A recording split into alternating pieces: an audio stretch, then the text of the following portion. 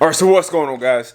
So today is a big day. We've got a few more things that we need to button up, but we should be able to at least attempt to start the Galant for the first time. Of course, you know this has been a long journey since we snapped the balance shaft belt, destroying pretty much the entire short block and having to replace it with a junkyard engine. That engine is finally in, and I think we are ready to go. Before we get started, I remind you guys to hit that like button, hit that subscribe button. Continue to share the videos. That really helps to get the message out and bring in more enthusiasts. And let's get started. All right, guys, so I made a good bit of progress. Got a lot of stuff buttoned up. I went ahead and bolted up the heat shield for the starter after I got that connected. I think that looks pretty good. You know, for the 2 minutes of prep I put into it. Silver was the only color I had because I would prefer it to be black, but I think that would look good. Now I just have to get the plugs for the alternator, which I'm going to get under the car to do that. But before I do all that, I feel like this engine bay just looks way too empty, so I'm going to go ahead and put the turbo kit back in. That looks so much better. Like, that's how it's supposed to be.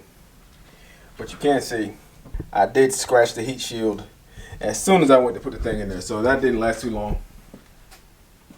Alright, so the real reason I wanted to install the turbo was so that I can go ahead and get this stuff installed. So of course this is my oil feed line and the sandwich plate adapter. Now this stuff is the only kind of questionable part about me reusing, because of course, as you guys saw in the oil pan, there was a lot of metal in the oil, which means it would have had to have gone through this stuff. Now I have cleaned these out. I blew it out with compressed air and then ran some old clean oil through the feed line multiple times, and it looks like we were good to go. I did the same thing with the turbo. I cleaned that out using the same method. Using the same methods. Now with your turbo, if you spin a bearing or something like that, you really do want to take it apart and have it rebuilt.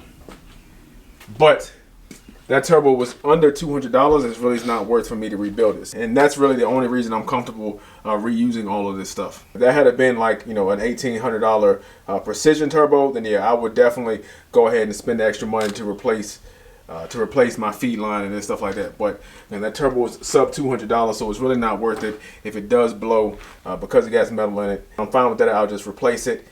But let's hope that's not the case. Like I said, I have cleaned these parts out. I have inspected them until I was satisfied with them, so I am comfortable using these again. This is the glow shift version. There is a more expensive version.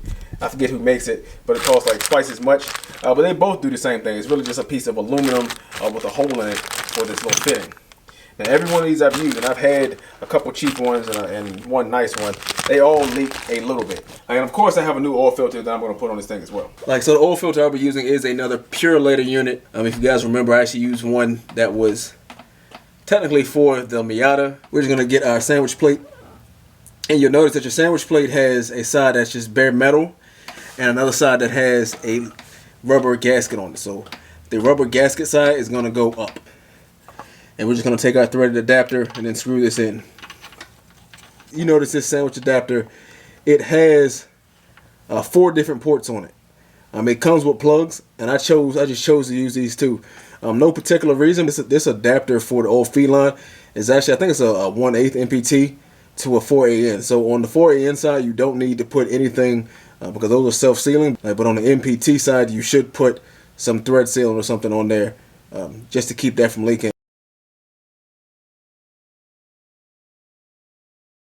Alright guys, so I think it's almost ready to be turned over. I believe I got everything plugged up.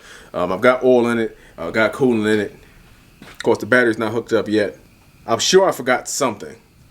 But there are a few things we need to do before we start this thing up for the first time. Especially considering that it has a new oil pump. There's not going to be any oil running in it, which is why you had to pack it out with Vaseline just so it could create that suction. But there are a few things I need to do to help this thing build oil pressure before I try to fire it over for the first time. Got a little visitor. First I thought it was just a stain on the ground. We're going to take him back outside. So it has been raining all day, and I know I'm going to see a couple frogs here and there, which is weird because I'm not really near any body of water. Anyway, so I think I got everything in. So first we're going to unplug the crank position sensor. Then I'm going to remove the spark plugs. And we're going to do that because we don't want it to start over. We don't really want it to even try to start over. We just want to get the motor to turn over so that it will build some oil pressure. And then after about 10 or 20 seconds, you should see a reading on the oil pressure gauge. And we're going to try to fire this engine for the first time. All right, guys, so I think we're ready to try to build some oil pressure. I've removed the spark plugs. The crank position sensor has been unplugged. Now, in case you're wondering, you don't need any sort of air metering like your intake tube or your intercooler pipe in this case, just because we're not going to rev the engine. We're not going to be opening the throttle body or any of that. We're just trying to get it to turn over. And I really need to get some new posts. But that will be a project for later. I'm going to hook my battery tender back up. So I got lights.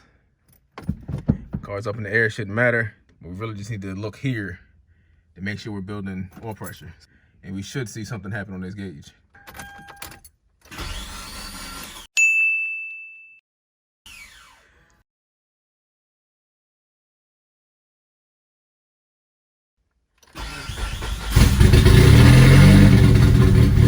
There you go. I've got good oil pressure.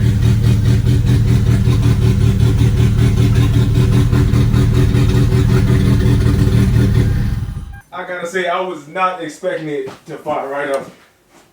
I just knew there was gonna be some problem that I was gonna have to try to work out, but it fired right up. Seemed like it was pretty smooth. Now I'm gonna open the garage up because you know, I don't want to die. All right, guys, so like I said, there we have it. It has started. That was the legit first try at starting that. I wasn't expecting that. Of course, I had a few tries earlier when I was just trying to build oil pressure. When you're doing that, you'll only need to see about 2 or 3 pounds of pressure on the gauge to let you know you're good to go. Then I hooked the crank position sensor and the spark plugs and everything back up, and it fired right up on the first try. I am excited. I'm glad everything seems to be running smooth. I do still have a small fuel leak, so I'm actually going to pull the fuel rail back off and then take a look at that, as well as button up a few other things like putting my intercooler piping on. Of course, I have to bleed the clutch and all that stuff. But I'm going to go ahead and end the video, guys, here. If you haven't already, make sure you subscribe so you can follow the build of the Gallant and see the progress this thing is going to make. Have a great day.